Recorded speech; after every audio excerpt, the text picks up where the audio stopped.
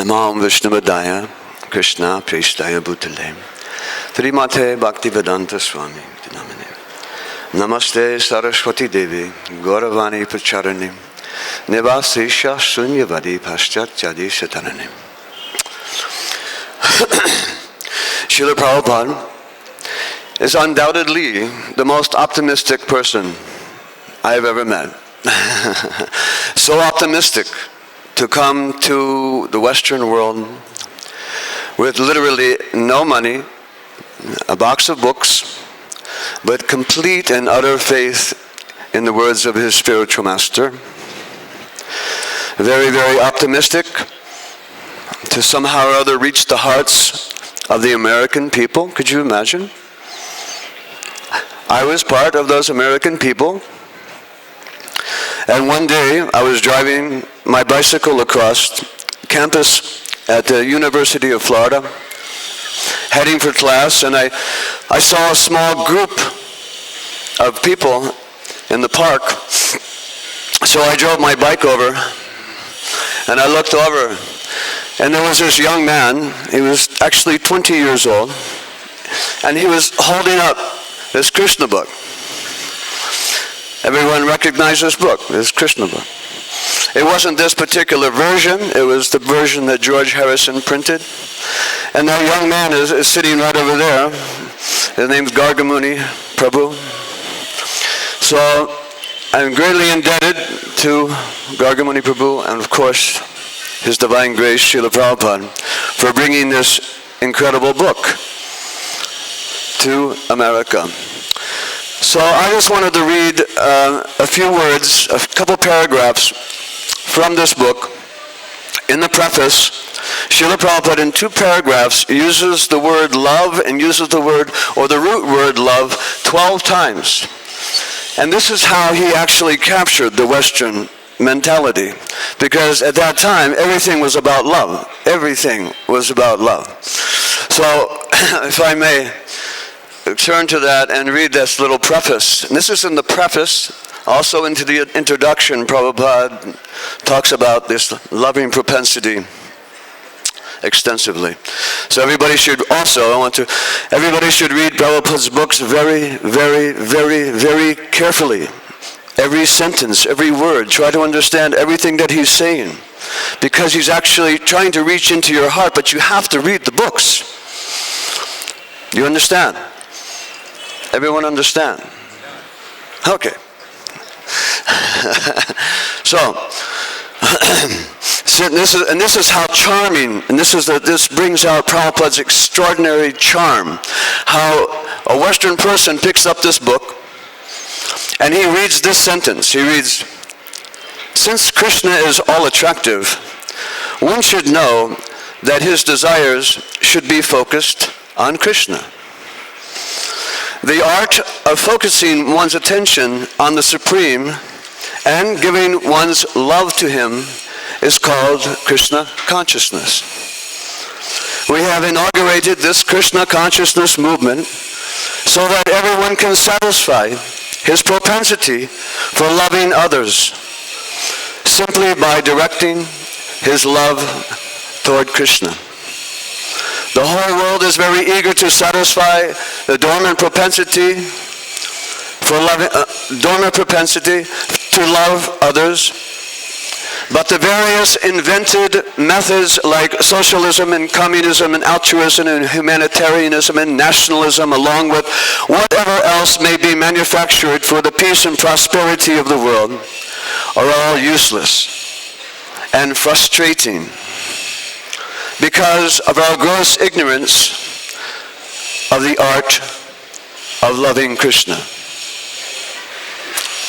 Gradually, people think that by advancing the so-called moral principles or religious rights, they will become happy.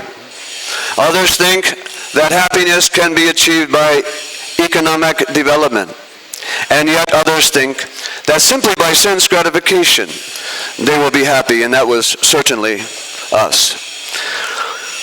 But the real fact is that people can only be happy by loving Krishna. Do you see how beautiful Srila Prabhupada has constructed these sentences to capture the minds and the attention of the Western world? So, a little more. Krishna can perfectly reciprocate one's loving propensities in different relationships called mellows or rasas. And basically, there are 12 loving relationships. One can love Krishna as a supreme unknown, one as the supreme master, as the supreme friend, the supreme child, and the supreme lover. These are the 5 basic rasas. And Prabhupada said, this is not fiction, but it is a fact that can be realized by practical application. One can directly perceive the effects that love for Krishna has on his life. Hare Krishna. So this is the essence of the Krishna consciousness movement. It is only about somehow attracting the heart of the conditioned souls, like ourselves, and filling it with Krishna. That's it. Now, in the Western world, it has to be very simple, just like this.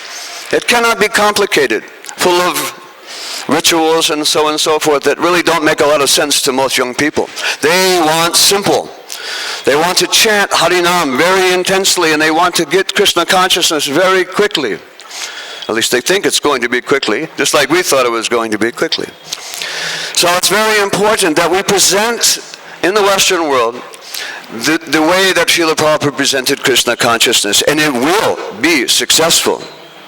It will absolutely be successful if it's done properly, reaching the heart of the Western soul. And who is better to do that than those who were actually captured in the beginning?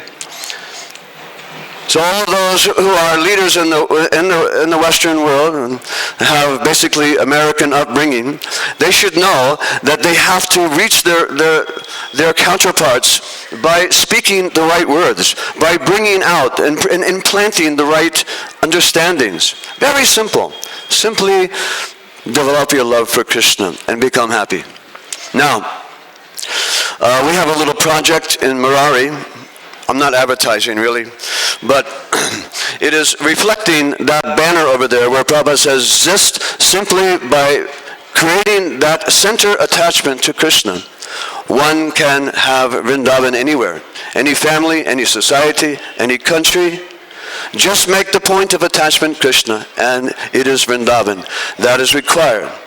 That is the Krishna consciousness movement. All right? So that's what Murari is based on. Very simple principles, and we're getting very nice results. And you can inquire about that later if you like. But we do a lot of Harinam Sankirtan, lots of intense chanting, and we have beautiful deity worship, and we have beautiful cows, and it's all working. But it has to be done simply like Prabhupada did it. Very, very simple. Hare Krishna. All right. Is my time about finished? Oh, okay.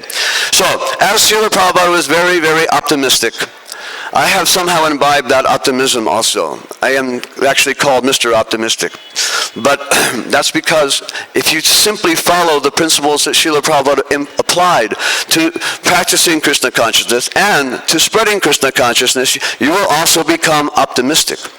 And there will be no impediments. There will be absolutely no impediments whatsoever. There cannot be any impediments if it's done with the heartfelt mood that Srila Prabhupada gave us.